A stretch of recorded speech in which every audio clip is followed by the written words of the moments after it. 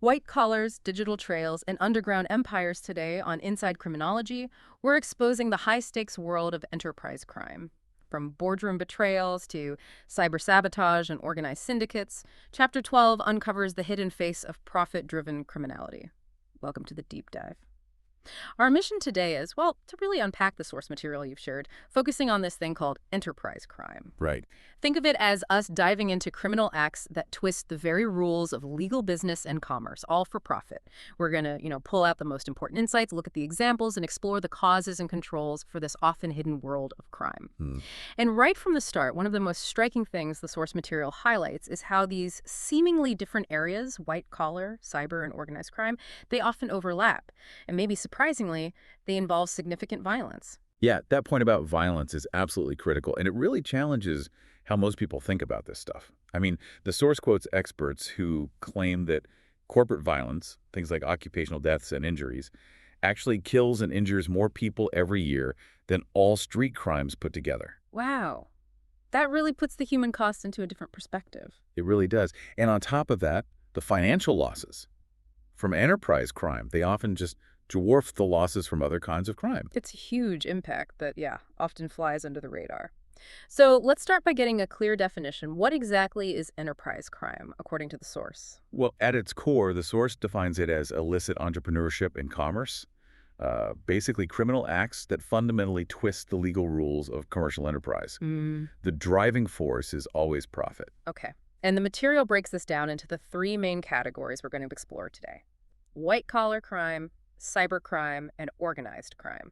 Exactly. And like we just touched on, that shared element bending or breaking legitimate business rules for criminal profit, that's the crucial link between them. Plus, that often overlooked connection to significant, sometimes indirect violence. Right. So let's pull back the curtain on the first category, white-collar crime. The source calls this section the suits and swindles, which is pretty evocative. This concept really originates with sociologist Edwin Sutherland, doesn't it? It does, yeah. Edwin Sutherland, he's often seen as the pioneer here. He defined it as crime committed by a person of respectability and high social status in the course of his occupation. So he was focused on conspiracies by, wealthy folks using their professional positions for personal gain. And historically, these things were often handled in civil court, right? More about getting the money back. Exactly. Focused on recovery of losses, which meant the criminal justice system often just, overlooked them. Okay. And the source lays out several ways this actually plays out. Let's look at the first one, stings and swindles. Okay. These are typically long-term schemes designed to systematically cheat people out of their money.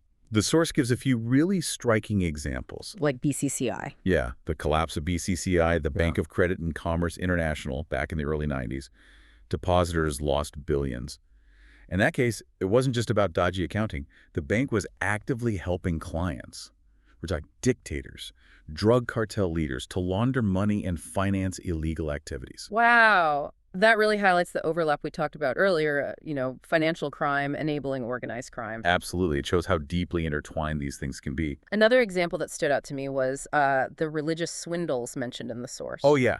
Using religious platforms or even creating fake charities to sell bogus investments, like that Linda Stetler case with Vision Oil, where she claimed God was guiding her to oil, all while swindling investors. It's preying on trust in a really insidious way. Definitely. Okay, moving on. The source describes chiseling.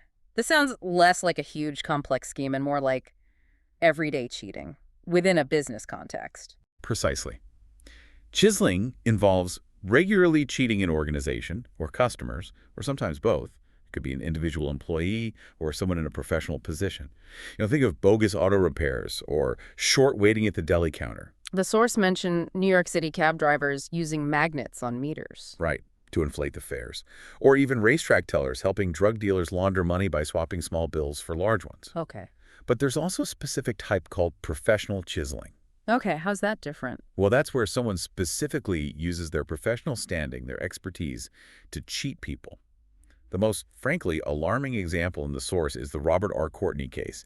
He was a pharmacist who diluted cancer medications over several years. Diluting cancer drugs. Yeah.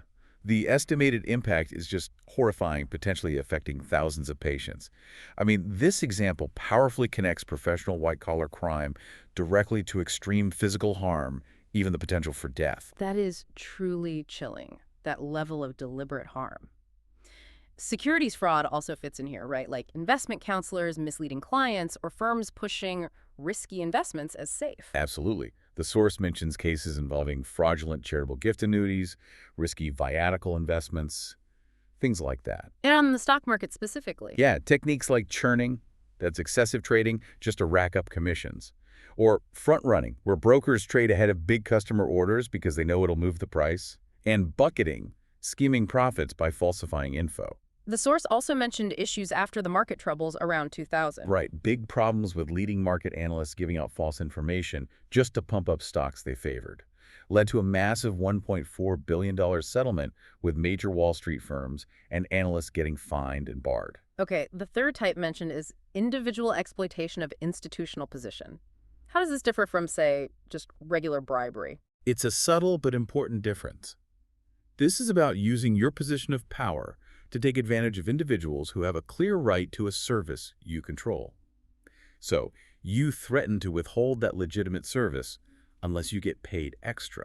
It's a bribe, yes, but specifically to get something you are already entitled to. Okay, so like an inspector demanding a payoff to approve a building that actually meets code. Exactly.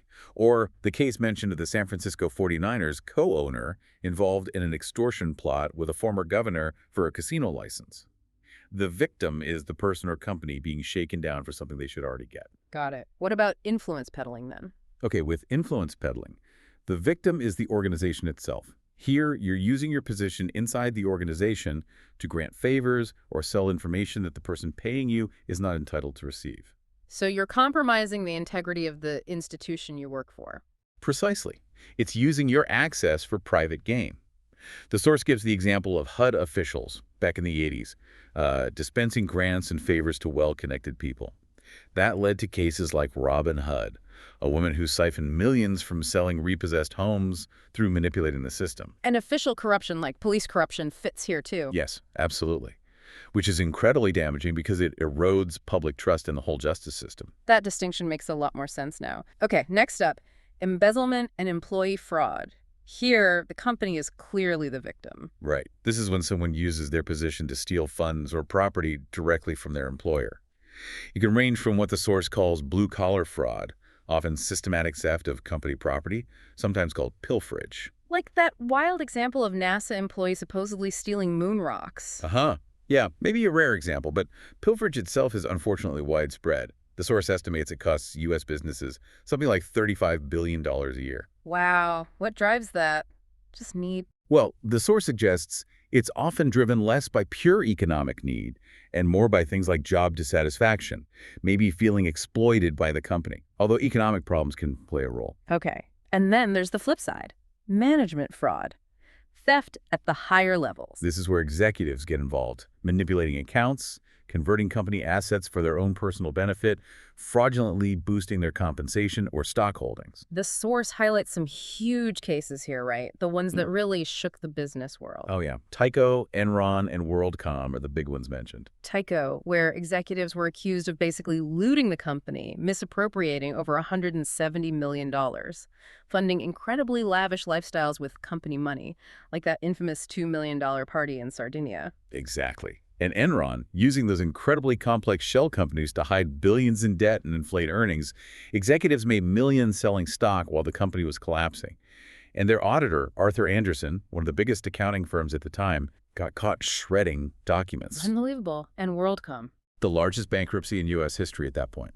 Falsifying statements by over $9 billion. Huge personal loans to the CEO, Bernie Ebbers. These cases weren't just about stealing money. They wiped out employee pensions, destroyed investor trust on a massive scale. They really exemplify the sheer scale and impact that high-level white-collar crime can have. Reinforces that point about immense financial cost. Absolutely. Okay, let's shift gears now. From the boardrooms to the digital world, cybercrime. Right. Cybercrime is basically using emerging technology as either the tool to commit a crime, or sometimes the technology itself is the target of the crime. Hmm. And it's incredibly dynamic. I mean, the technology is constantly evolving. Which makes it hard to keep up with, I imagine. And the scale is massive, Yeah. right? Billions globally every year and growing. Yeah, the costs are staggering. The source identifies several key types. It talks about internet crime being really widespread, citing surveys showing high rates of employees misusing internet access at work or unauthorized access to company systems. Hmm. Online payment card fraud is a huge growing problem. And the internet is also used for distributing illegal content, unfortunately. The source mentioned the Landslide Productions case. Yes, that was a large-scale internet pornography ring using credit card gateways, foreign-hosted sites, showing the global nature of it. Then there are denial of service attacks. Right, where attackers flood websites with bogus traffic to shut them down. Sometimes it's for extortion pay us or we keep attacking. Online gambling sites are mentioned as particularly vulnerable targets. And illegal copyright infringement, stealing movies, music, software. Yeah, things like illegal file sharing, reproducing and distributing copyrighted material. The source estimated that costs the creative industries something like $19 billion worldwide annually.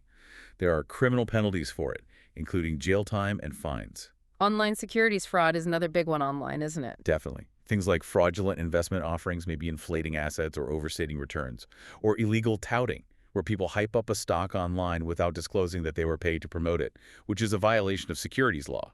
And the one that probably hits closest to home for many people, identity theft. For sure, stealing someone's personal information name, social security number, account details to impersonate them and carry out financial transactions, like opening credit cards, draining bank accounts. It seems distressingly easy sometimes, with things like phishing emails or using change of address forms to reroute mail. And it's incredibly costly, not just financially, but in the time and effort victims spend trying to clean up the mess.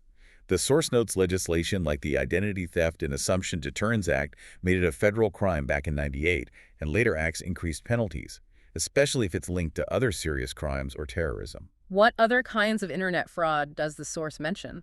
Well, there are the classic Ponzi or pyramid schemes, just adapted for the internet. They promise high returns, pay off early investors with money from new recruits, but there's no real business, so they inevitably collapse. The TriWest Investment Company scam is given as an example, took $60 million from thousands of people, apparently without making a single actual investment. Wow. Just shuffling money around until it falls apart. Exactly. And then there's the simpler but very common non-delivery of goods or services. You buy something online, pay for it, and it just never arrives.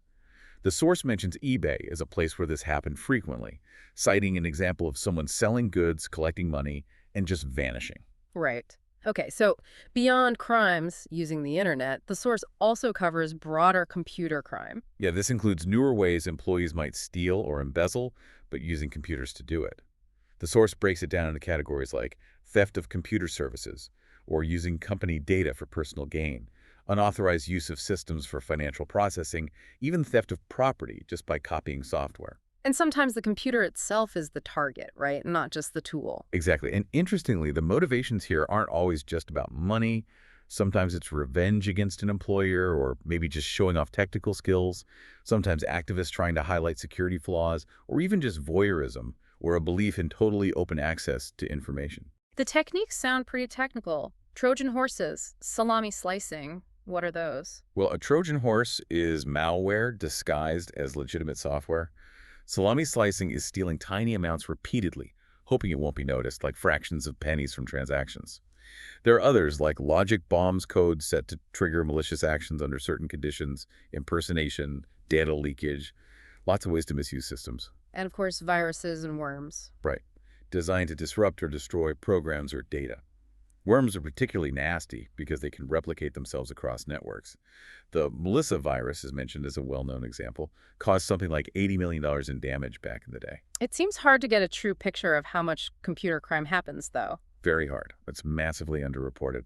Companies often hide breaches, maybe to avoid embarrassment or revealing their security weaknesses. Low visibility stuff like software copying is also hard to track. Surveys try, like the CSI survey mentioned, which found huge losses from denial of service and intellectual property theft, but it's likely just the tip of the iceberg. The Business Software Alliance study estimate was huge, too. 36% of software pirated globally. Yeah, costing billions. It's a massive, often hidden problem. Okay, let's move to our final category.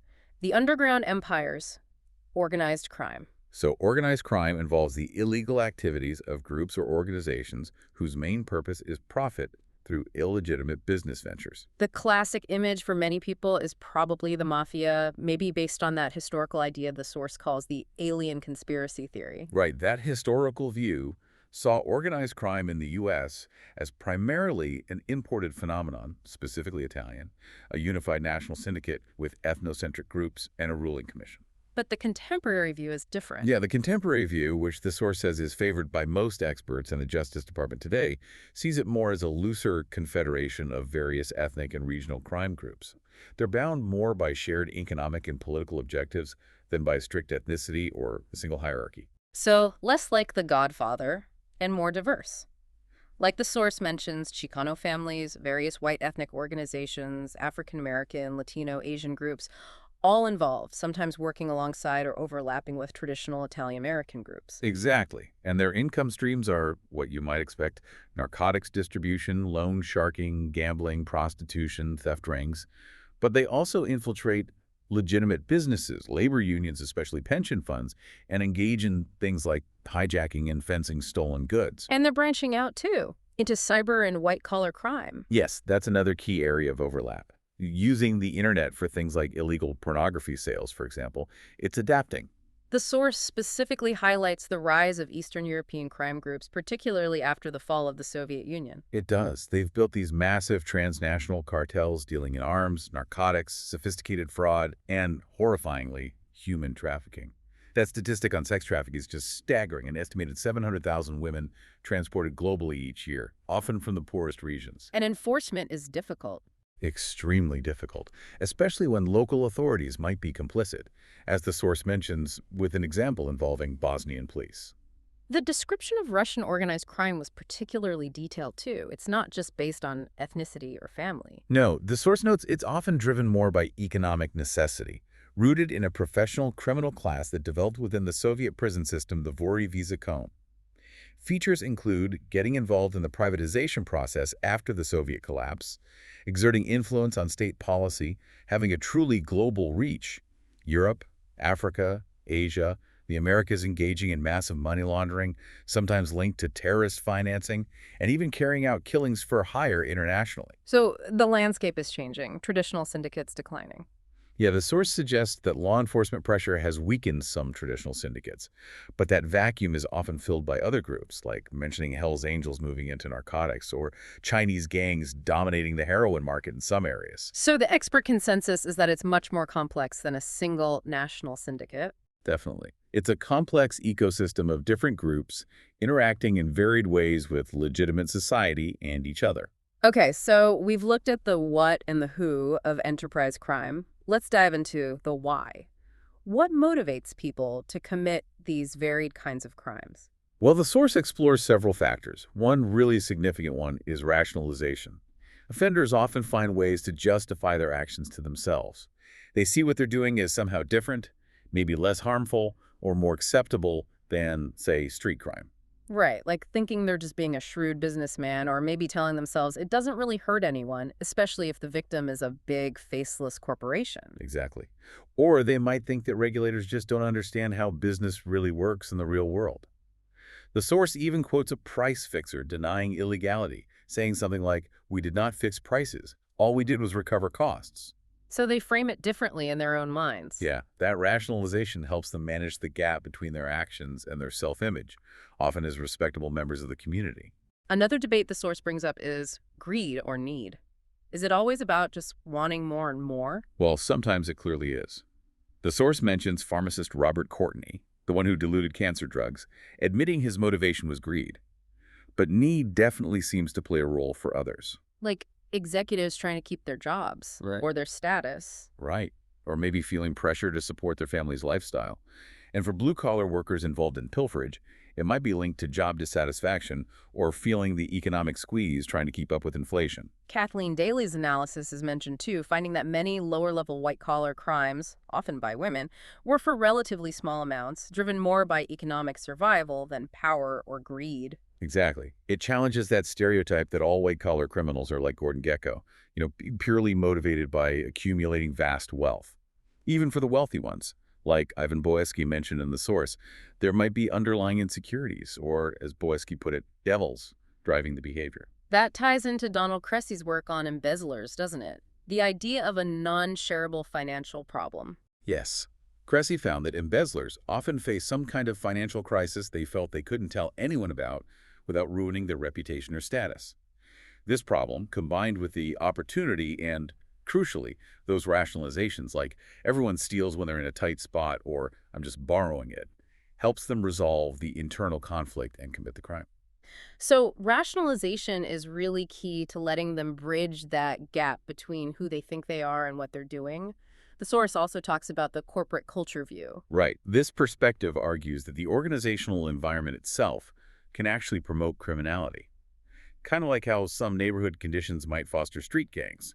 A business environment with excessive pressure for results, maybe combined with a climate that tolerates or even encourages bending the rules, can teach employees that deviant behavior is acceptable, maybe even necessary to succeed. The source applies this idea to Enron, suggesting things like the rapid changes under a new CEO, the intense focus on cash bonuses, young managers given lots of power, even seminars on how to hide profits.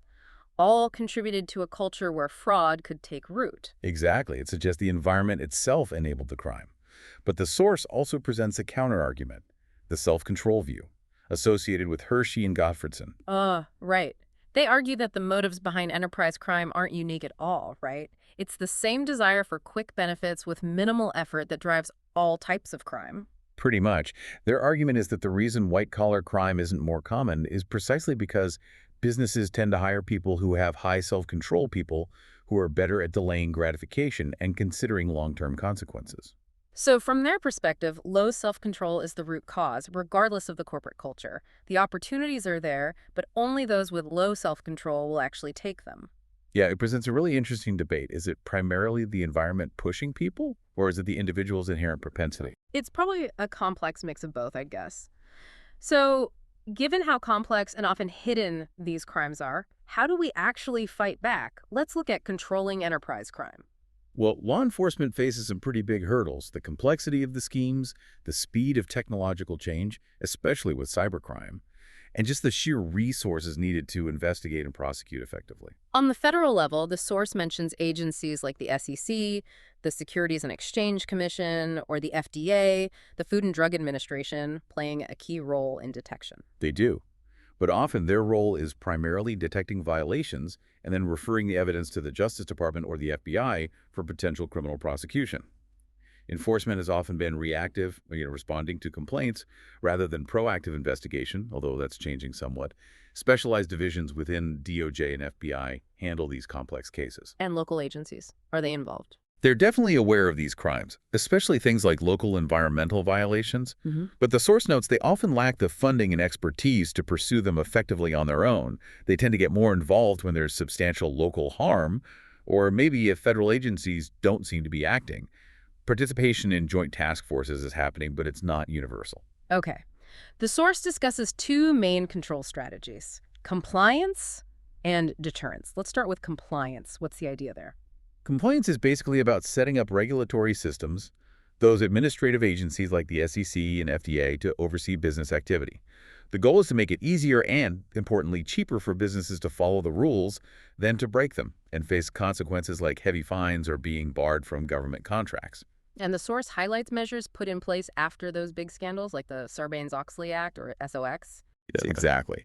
SOX passed after Enron and WorldCom collapsed, really increased accountability for publicly traded companies.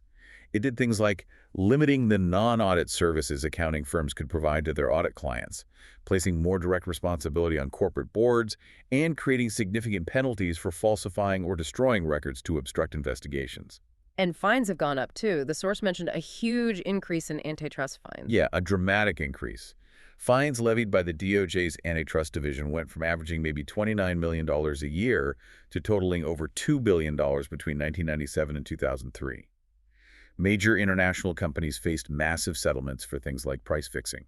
So the compliance approach focuses more on regulating the activity or the organization, trying to prevent crime through oversight and financial penalties, maybe avoiding stigmatizing individuals. That's often the emphasis, yes, making compliance the rational business choice. Okay, then the other strategy is deterrence. This feels more like how we think about controlling traditional street crime, right? Punishment. It does have that retributive component.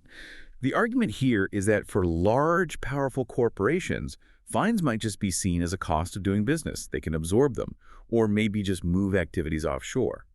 So, for deterrence to really work, proponents argue, there needs to be a genuine fear of personal consequences, especially imprisonment, because enterprise crime is often seen as a rational, calculated act. But the source points out that, historically at least, federal agencies have seemed reluctant to actually put executives in jail. That has often been the case, yes.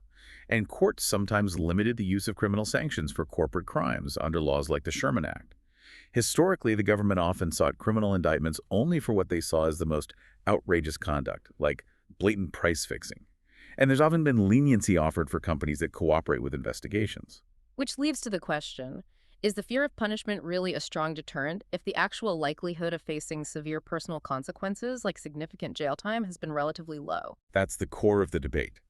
But as you said, the source does pose that question. Is the tide turning? Suggesting maybe things are shifting. Possibly. There's growing evidence, the source suggests, that deterrent strategies are becoming more common, maybe aided by things like federal sentencing guidelines and mandatory minimums, although the legal status of those guidelines has been complicated by court decisions like Blakely. And public anger after Enron and WorldCom probably played a role. Almost certainly. Sure. It seemed to increase the perceived seriousness of these crimes in the public eye, leading to political pressure for tougher penalties, especially for high-dollar fraud and theft. The source even mentions an example of a food company executive receiving what was then the longest ever prison sentence for an antitrust violation, which could signal a shift. So maybe a slow but gathering move towards more punitive measures for individuals. What about controlling cybercrime specifically? That seems like a unique challenge. It absolutely is, mainly because the technology changes so incredibly fast. Laws and enforcement methods have to constantly play catch-up. There's a big need for ongoing training and support for law enforcement agencies. And both federal and state governments have been enacting specific laws targeting high-tech crimes. The National Information Infrastructure Protection Act, NIPA, was mentioned as key federal legislation. Right. NIPA criminalizes a range of actions, accessing protected computers without authorization, obtaining information from financial or government computers, accessing government computers specifically, causing damage intentionally or even recklessly or negligently in some cases, trafficking in passwords, threatening damage for extortion. It covers a lot. And federal agencies work together, too. Yeah, through things like the Interagency Telemarketing and Internet Fraud Working Group, sharing information and coordinating efforts. The private sector also plays a big role, obviously, with security companies developing new protections and offering services like credit monitoring, which the source mentions Equifax doing. And the USA Patriot Act had an impact here, too. It did.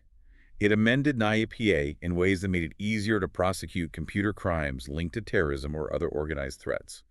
It also expanded coverage to include damage caused intentionally by insiders or authorized users, and even reckless or negligent damage caused by unauthorized users, so broadening the scope. Okay, so it's a mix of new laws, agency cooperation, private security.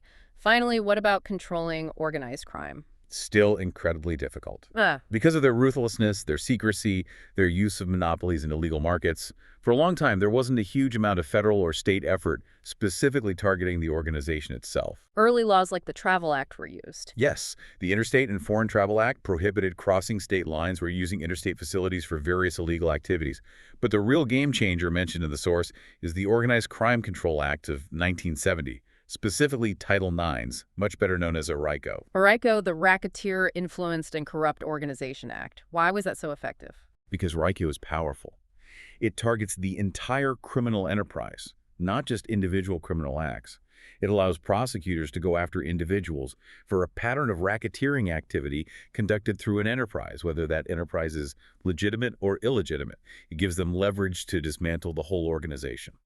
But looking ahead, the challenges remain, right? With the decline of some traditional syndicates and new groups emerging. Absolutely. New groups, often transnational, are filling vacuums, adapting techniques, moving into cybercrime. It's an ongoing battle. And the source poses that really thought-provoking question, drawing on George Vold's perspective from way back. Is organized crime potentially an inevitable part of society, especially as long as certain immigrant or marginalized groups strive for the American dream but maybe find legitimate paths blocked? That really makes you think about the deeper societal roots. It connects back to all those debates about motivation, opportunity, culture, but on a much larger societal scale. Well, we've certainly covered a huge amount of ground today, really trying to pull apart the complexities of enterprise crime. We've seen how white-collar crime in the C-suite, cyber offenses in the digital space, and organized syndicates operating underground all share that core mission, twisting legitimate commerce for criminal profit. Yeah, and crucially, how these different forms are increasingly interconnected and how they impose really significant financial costs, and maybe more surprisingly for some, significant human costs too. We've explored that tough question of why people do it. Is it about rationalization, need versus greed, the influence of corporate culture, maybe low self-control, or some combination? And we've looked at the really difficult task of controlling these crimes, that balance between compliance and deterrence, trying to keep up with technology, and grappling with the global nature of so many of these criminal groups now. It really is a constantly evolving landscape, no doubt about it. And that leaves us with a final thought for you, the listener, to chew on, building from the source's discussion of how these different forms are merging and adapting. As we've seen how white-collar crime, cyber offenses, and organized syndicates twist legitimate commerce for profit, and how these areas are increasingly overlapping, it leaves us wondering, is the future of enterprise crime defined by its adaptability and interconnectedness, making it an ever-moving target for justice?